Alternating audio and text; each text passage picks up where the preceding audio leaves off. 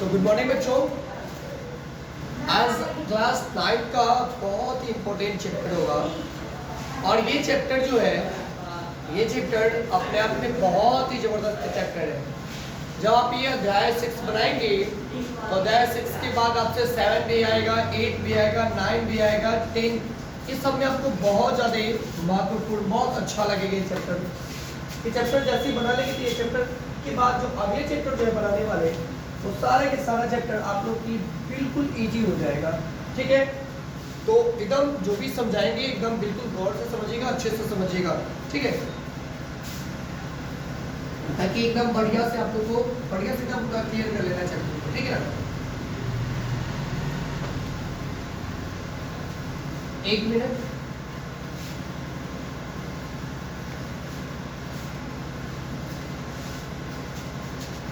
हाँ सब बोर्ड को साफ कर लें।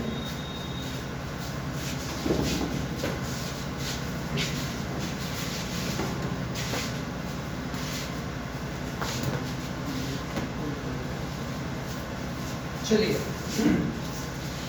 तो अध्याय 6 जो है क्लास 9 का, इसका आज हम लोग बेसिक सीखेंगे। बेसिक में क्या क्या चीज है, बेसिक बातें उसको सीखेंगे।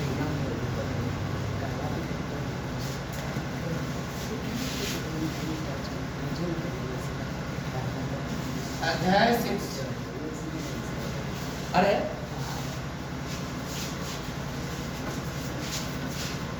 रेखा,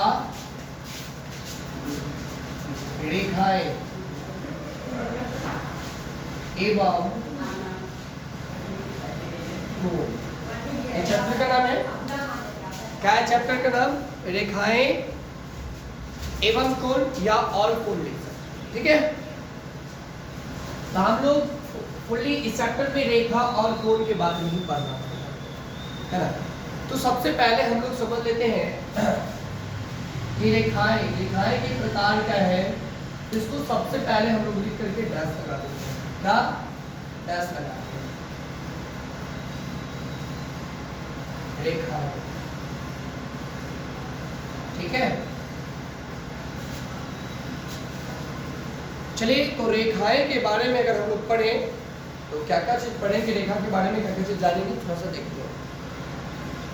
एकदम बिल्कुल बेसिक से समझिएगा, बहुत ही अच्छे से चीज आप समझिएगा। सबसे पहले इसमें देखेंगे हम लोग रेखा। रेखा क्या हो, रेखा के बारे में पढ़ेंगे। फिर पढ़ेंगे हम लोग रेखाखंड,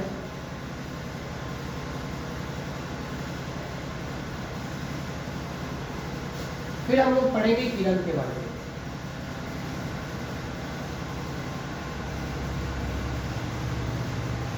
क्या होता है ना, इसके बारे में हम लोग पढ़ेंगे। तो सबसे पहले हम लोग रेखा के बारे में खूब अच्छे से जानें। रेखा क्या होता है, रेखाखंड क्या होता है और किरण क्या होता है। देखिए बाबू, आप लोग क्लास 7, 8 में पढ़े होंगे, है ना, चतुर्भुज के बारे में। तो उसमें आपको 4 सेंटीमीटर भुजा वाले, है ना, तो उसमें जो रेखा जो दिया होगा वो रेखा नहीं होता है, वो रेखाओं का टुकड़ा होता है। जैसे कि हम लोग बोल देते हैं 5 सेंटीमीटर रेखा, 6 सेंटीमीटर रेखा, तो ये रेखा नहीं होती, ये रेखाओं का टुकड़ा होती है। 5 सेंटीमीटर रेखा, रेखा में से एक टुकड़ा काट लिया जाता है जो 5 सेंटीमीटर का होता है ना। रेखा तो अनंत तक होती है ना।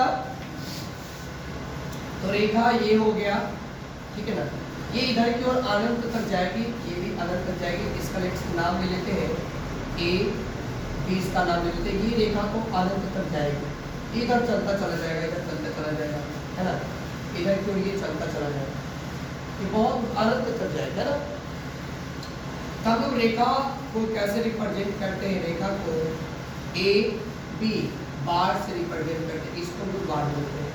ठीक है, ए बी बार से रेखा को प्रेजेंट करेंगे, ये हो गया रेखा। ठीक है, ए बी बार से रिप्रेजेंट। ओके, तो आपने रेखा को देखा। अब रेखाखंड,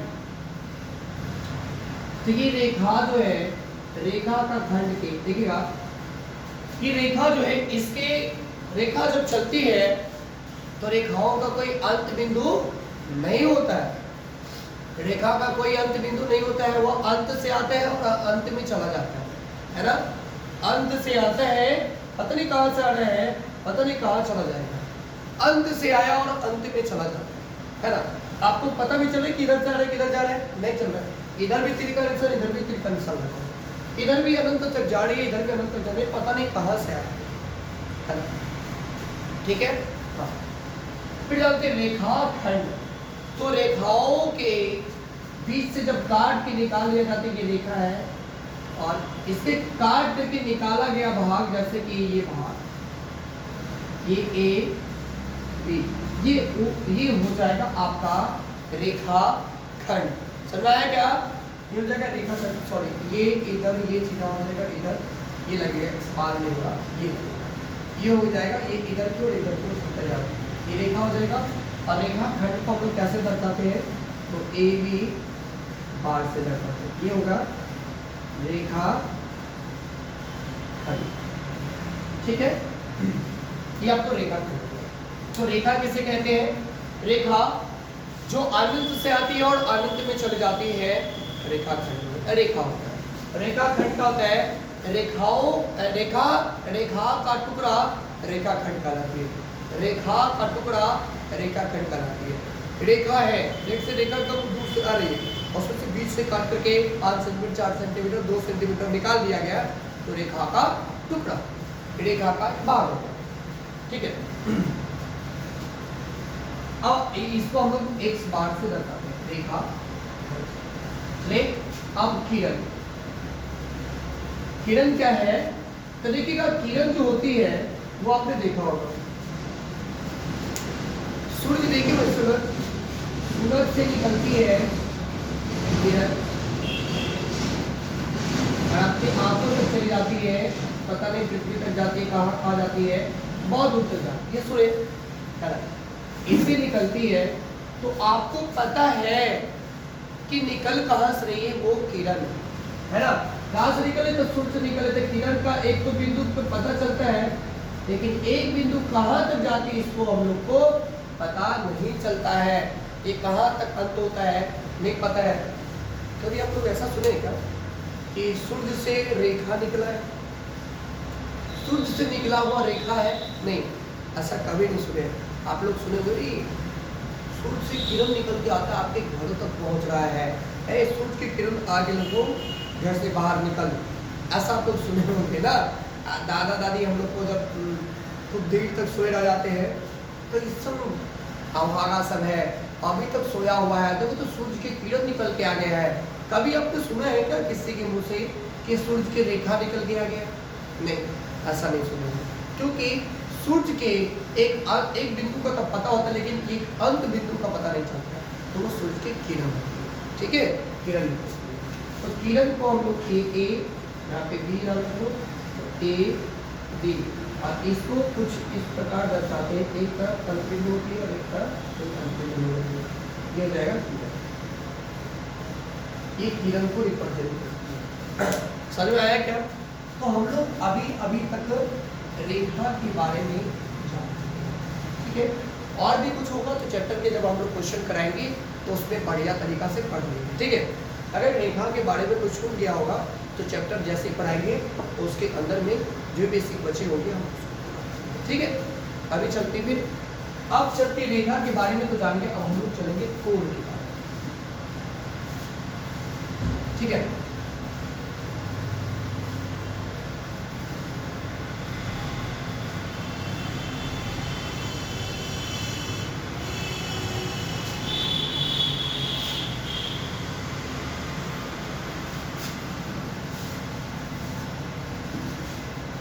अब हम लोग कोण को देखते हैं, कोण बनता कैसे।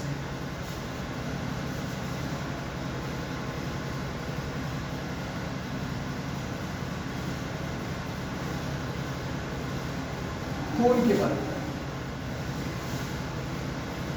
तो देखिएगा कोण कैसे बनता है।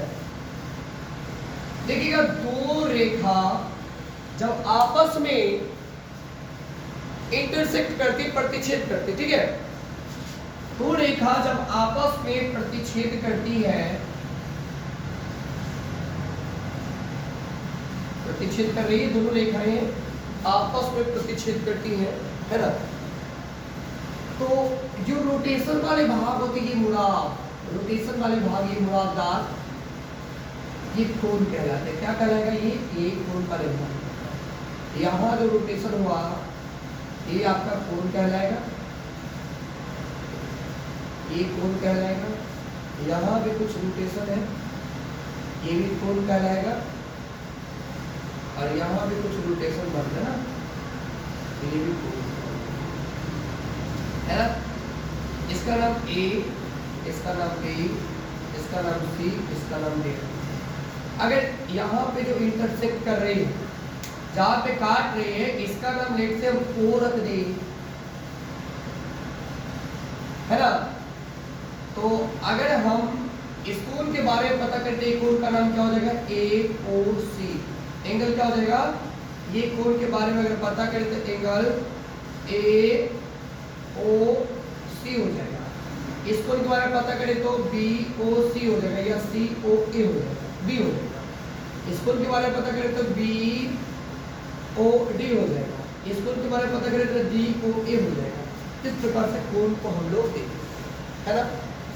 अच्छा, ऐसा भी हो सकता है कि देखिएगा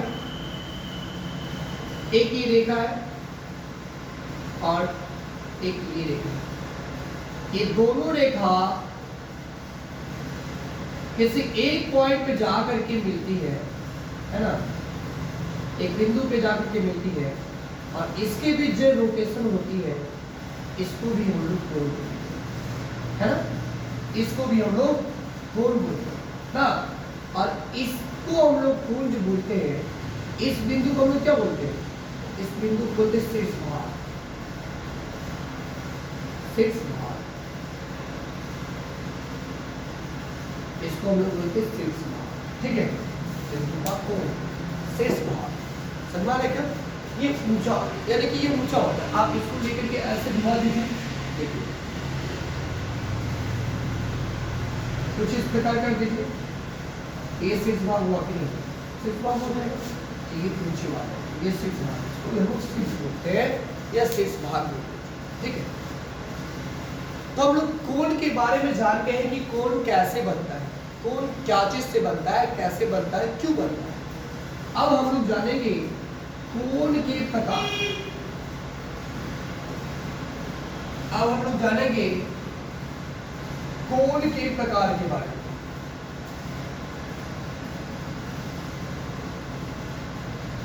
कोण के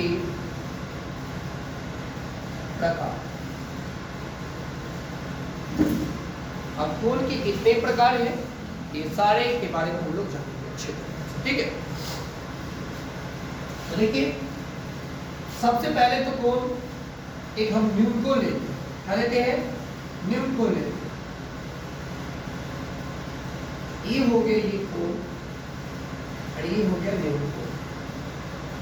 ऐसे मानते 30 डिग्री का बन गया, ये न्यून कोण।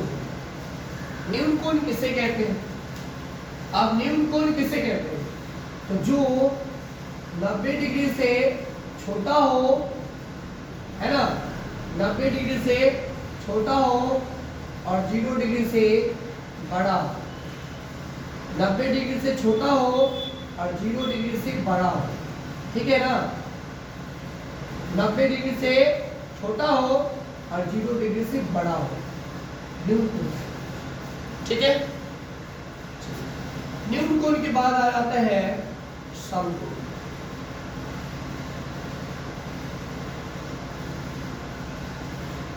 हो जाता है समकोण। समकोण के बारे में हम लोग देखते हैं। तो समकोण में क्या होता है कि एक रेखा सीधा ऊपर से गिरती है यहाँ पे, इस बिंदु पे, किसी बिंदु पे, और एक होता है क्षैतिज पे, ठीक है। तो इस रोटेशन के बीच जो मुड़ाव हुआ, ये मुड़ाव के बीच जो कोण बना, इसको हम लोग 90 डिग्री कहते हैं। समकोण को हम लोग 90 डिग्री कहते हैं। तो समकोण का परिभाषा क्या होता है, जिसका एक एंगल 90 डिग्री के बराबर हो, एक कोण 90 डिग्री के बराबर हो, समकोण कहलाता है। अच्छा, तो अधिक कोण क्या है?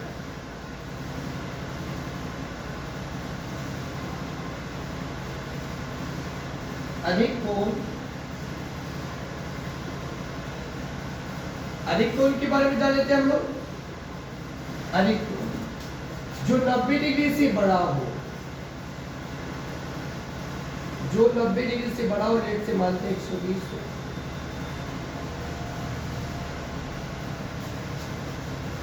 यहाँ पे समकोण में, समकोण के बाद निम्नकोण की अगर बात किया जाए, सॉरी अधिक कोण का बात किया जाए, तो ये तो हो जाएगा 90 डिग्री से तो बड़ा हो जाएगा और 180 डिग्री से छोटा हो जाएगा।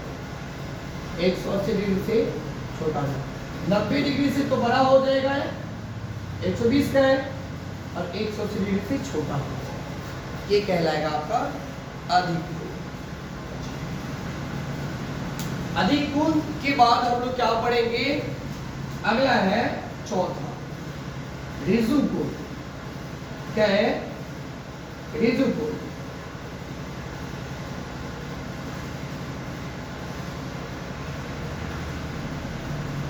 ऋजु कोण जिसका जो एक रेखा पे 180 डिग्री का कोण निर्माण करता है।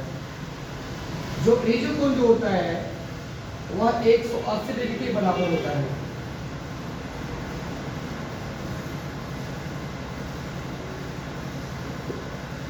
एक 180 डिग्री के बराबर होता है ऋजु कोण, है ना। ऋजु कोण ये है। चलिए अब अगला जो हम लोग पढ़ते हैं कोण के बारे में, इसको हम लोग मिटा लेते हैं।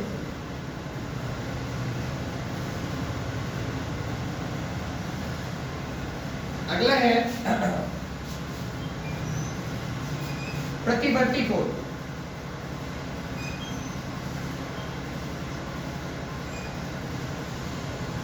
प्रतिवर्ती। अब ये कोण क्या होता है? आपने घड़ी देखा होगा, तो घड़ी का सुई कुछ इस प्रकार का होता है, ये टक टक टक टक टक टक टक टक टक टक ऐसे चला जाता है।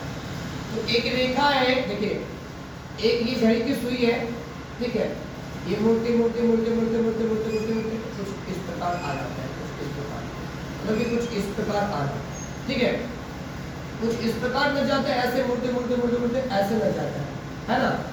इस कोण को हम लोग बोलते हैं प्रतिवर्ती कोण।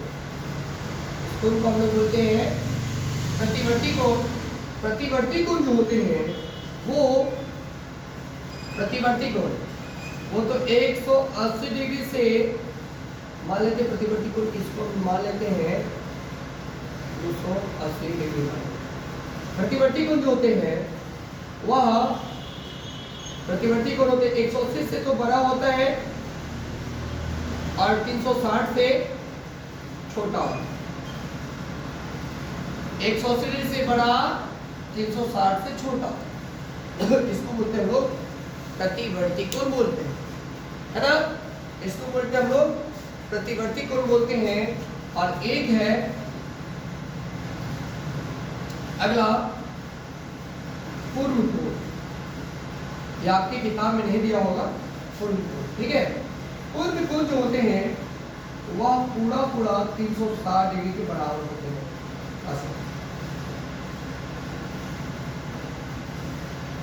पूरा 360 डिग्री के बराबर होते हैं।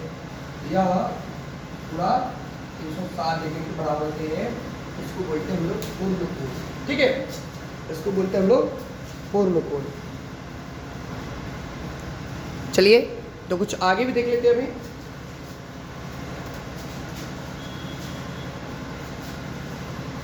इसको मिटा देते हैं।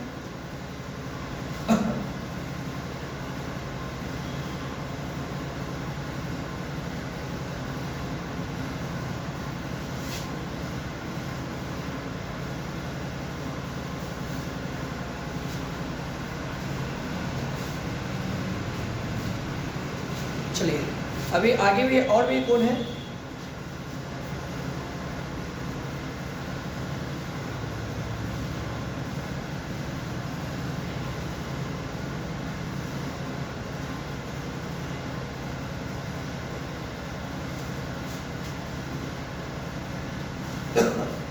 अब कुछ अन्य कोण के बारे में पढ़ना है। कुछ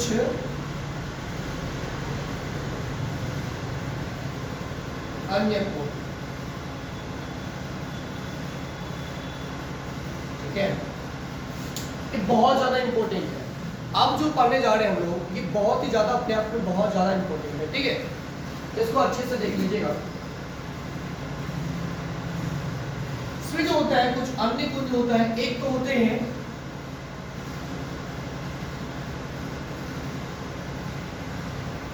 चलिए इसमें अन्य कोण में हम लोग कौन सा कोण पढ़ेंगे?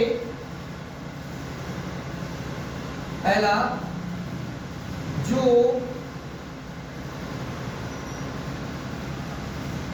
पीठ लगाकर बैठा है, मतलब कुछ इसी तरह के लिखा होगा, जब गूगल पे सर्च कीजिएगा तो पता चल जाएगा, है ना। वो कैसा कोण होगा देखिएगा। एक तो ये लिखा है यहाँ पे, यहाँ पर देखिएगा ये कोण लेट से मानते हैं ये है 120 डिग्री के, ठीक है। और इसी पे एक और कोण बना देते हैं ये वाले को।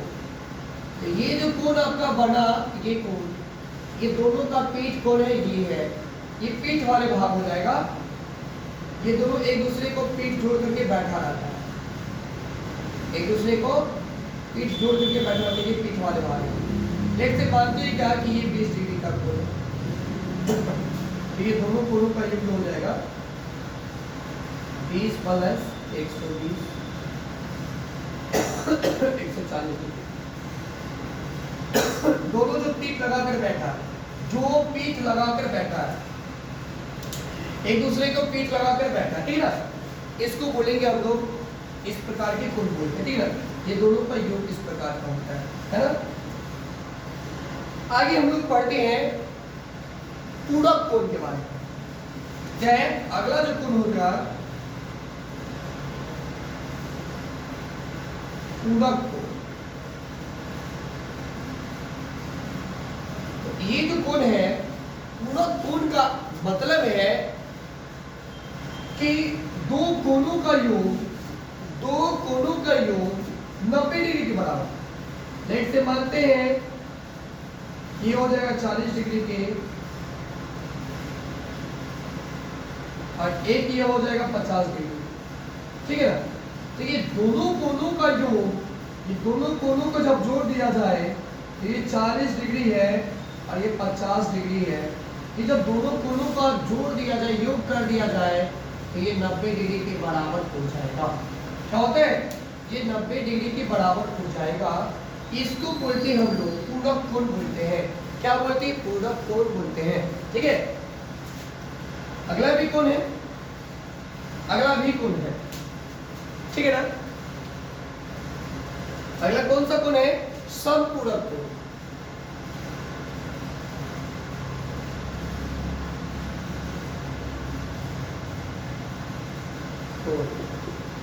समपूरक कोण है। अब ये क्या होता है? समपूरक कोण क्या होता है? तो समपूरक कोण जो होता है, जिस दो कोणों का योग 180 डिग्री के बराबर है। तो लेट से मानते हैं ये कोण 120 डिग्री का है और ये कोण लेट से मानते हैं 60 डिग्री का है। ये दोनों का जब योग करेंगे तो वह 180 डिग्री के बराबर हो जाएंगे। इसी को बोलते हैं हम लोग समपूरक कोण बोलते हैं। क्या बोलते हैं? समपूरक कोण बोलते हैं। तो इसको एक बार देख लीजिएगा अच्छे से।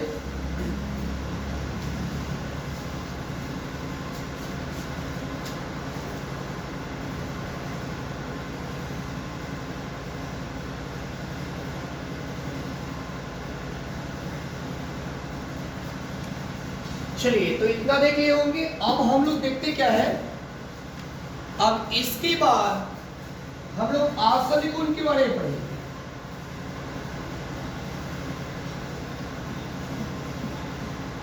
आसन्न कोण के बारे में पढ़ेंगे। ये आसन्न कोण क्या हो, कैसा कैसा दिखता है ना।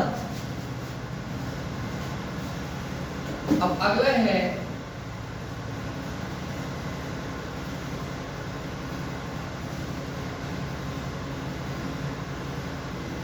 आसन कोण के बारे में। तो आसन कोण में क्या होता है, आसन कोण में क्या होता है, कोई ना कोई एक भुजा उभयनिष्ठ होता है, कोई ना कोई एक भुजा उभयनिष्ठ होता है। आसन कोण के बारे में ये कोण जो है और एक ये कोण है, इसके बीच में कोई ना कोई एक उभयनिष्ठ भुजा होता है जिसको बोलते हैं कॉमन भुजा। क्या बोलते हैं, कॉमन भुजा, कॉमन भुजा बोलते हैं ना, कॉमन साइड बोलते हैं,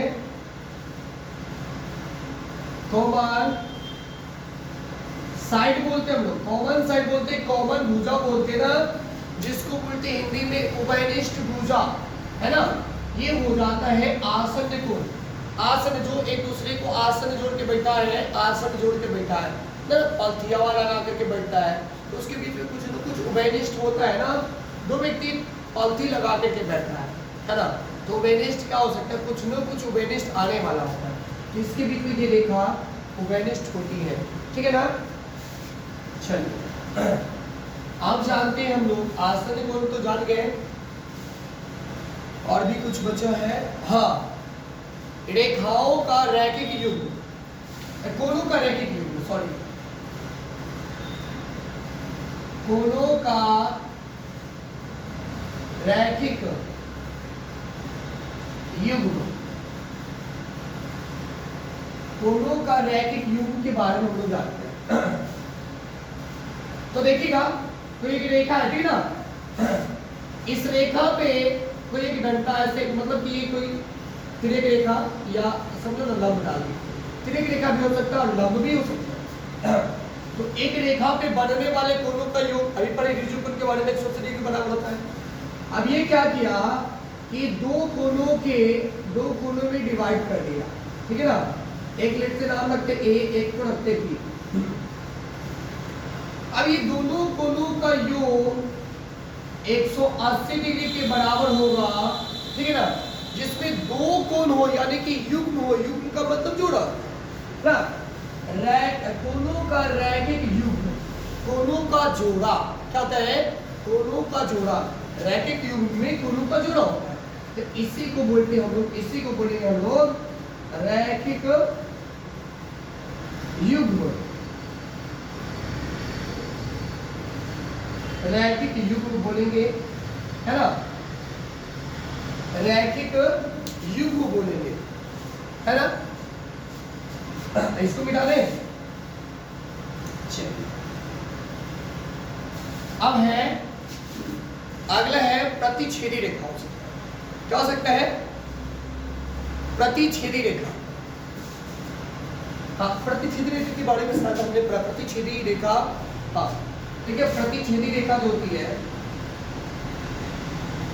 प्रतिच्छेदी रेखा,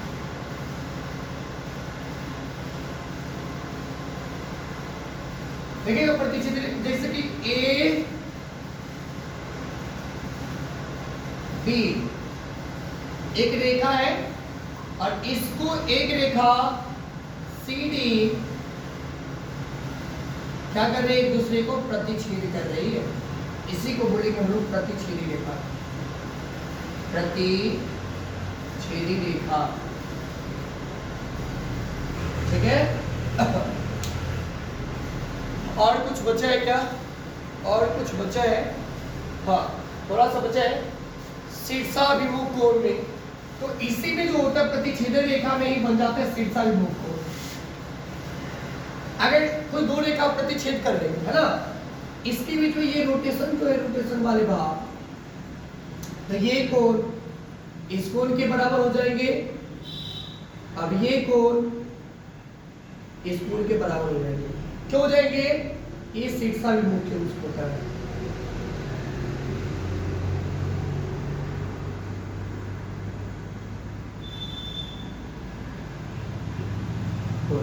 यही होता है शीर्षाभिमुख कोण, दोनों का मुंह जुड़ा हुआ हो, ये दोनों का मुंह जुड़ा हो, अगर ये 50 तो ये भी 50 होगा, ये 40 तो ये भी 40 होगा, ठीक है। ऐसा होता है सिंपल कोण में, सामने आमने सामने का कोण बराबर होता है, एकदम सेम टू सेम शीर्षता बिंदु कोण में, है ना। तो इस प्रकार कोण के बारे में तो हम लोग अच्छी तरीका से जान गए, रेखा के बारे में भी जान गए हैं। और अब हम लोग लास्ट जो बचा है अभिगृहित बचा है 6.1 और 6.2 अभिगृहित के बारे में हम लोग देख लेते हैं। सॉरी, एक रेखा के एक चीज और पढ़ना बाकी रह गया था, समांतर रेखा। प्रतिच्छेद रेखा के बारे में हम लोग जान गए थे, समांतर रेखा। तो समांतर रेखा क्या होती है, यह इस प्रकार का होती है, यह एक दूसरे के समांतर होती है। इसको आप कहीं से भी अगर माप लीजिएगा समांतर रेखा है।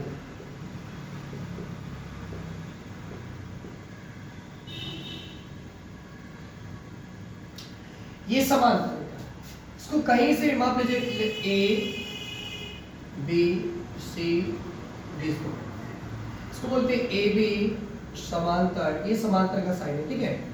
ए बी समांतर सी डी, ये है समांतर रेखा। समांतर रेखा की खास बात क्या होती है, कहीं भी चलता चला जाएगा, ये कहीं भी एक दूसरे से कहीं नहीं टकरा सकता, ये कहीं नहीं टकराएगा, ये रेखा एकदम चलता चला जाएगा, कहीं नहीं कटेगा, कहीं नहीं प्रतिच्छेद करेगा। समांतर रेखा का ये गुण होता है, समझ में आया क्या? चलिए, समांतर रेखा हो गई। अब हम लोग अभिगृहित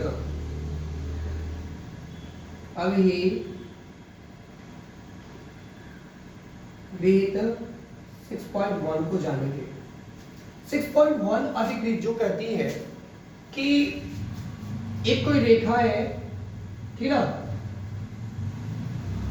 इस रेखा पे कोई किरण पड़ रही है ना, कोई किरण पड़ रही है, तो ये रेखा पे जो किरण जो पड़ रही है ना, तो ये बता रहा है कि रेखा पे बनने वाले किरण जो है ना, वह ये दोनों कोण को, एक मिनट अभिगृहित नंबर देख लेते हैं। क्या कहता है अभिगृहित, क्या कहता है अभिगृहित जो कहती है आपका, वह है यदि एक किरण एक रेखा पर खड़ी है तो इस प्रकार बनने वाले आसन कोणों का योग 180 डिग्री होता है। एक रेखा पे ये खड़ी है, ये एक किरण, तो इस प्रकार ये दोनों कोण जो होगा, ये दोनों कोण जो होगा, ये दोनों कोणों का योग जो होगा वह 180 के बराबर होगा, है ना, ये 180 के बराबर होगा। ये अभिगृहित नंबर 6 कहता है कि कोई रेखा है, इस पे कोई किरण पड़ रही है, तो ये दो कोण में डिवाइड कर रहा है, यानी कि रैखिक युग्म में डिवाइड कर रहा है ना, तो ये इससे बनने वाले कोणों का योग 180 के बराबर होगा, है ना। और अभिगृहित नंबर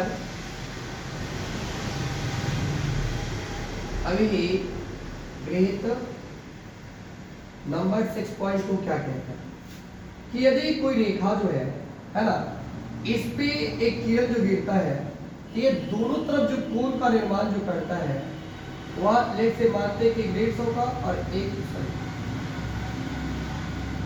150 का और एक 30 डिग्री का कोण का निर्माण करता है। तो ये यहाँ पे कहा क्या कि यदि कोई रेखा पर, है ना, एक किरण पड़ रही है, उस किरण से बनने वाले कोणों का योग अगर 180 डिग्री हो जाता है तो यह एक रेखा, यह एक सीधा रेखा, एक सरल रेखा होगा।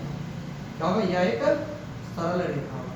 क्या कहा? इसका जस्ट अपोजिट कहा। ये यहाँ पे कहा है कि यदि कोई रेखा इस पे किरण पड़ती है तो इस पे बनने वाले कोणों का योग 180 डिग्री होगा, है ना। लेकिन यहाँ पे जब ये दोनों कोणों का योग 180 डिग्री होगा तब कहा कि ये एक रेखा होगा, ठीक है। तो हम लोग यहीं पे अपने वीडियो को समाप्त करते हैं। ये आपका 6 ये अध्याय 6 का आपका बेसिक था। फिर हम लोग चलेंगे इसके चैप्टर को करने, उसमें एक एक क्वेश्चन को एक्सप्लेनेशन करेंगे। ओके, तो मिलते हैं फिर अगले वीडियो में प्रश्नावली के साथ। Okay bye.